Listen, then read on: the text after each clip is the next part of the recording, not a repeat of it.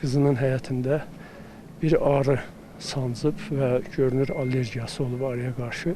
Doğrusu mən dünən eşidəndə çox böyük şok yaşadım. Torpağa, vətənə, Azərbaycan xalqının milli mənəvi dəyərlərinə sadiq bir övladlar olduğuna görə, uşaqlar olduğuna görə mən onları çox istəyirdim.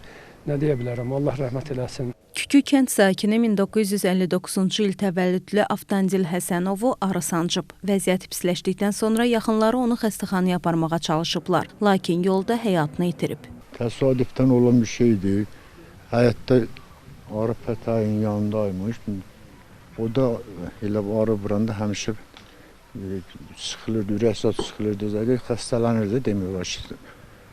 Ona iynə zad vurandan sonra keçib gedirdi. Bu dəfə elə vurub bu gözünün bu papırasından vurmuşdu. Nə qədər iynə zad dərmandan təcili yardım gəldi. Çox, həqiqən çox elə bir ki, onlar da lazım olan dərmanlar işlətdilər.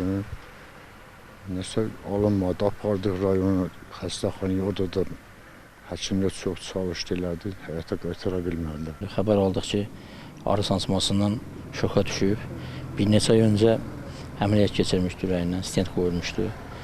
Yəqin ki, o şoka düşməyində həssas əlaməti ona əməliyyat olubdu.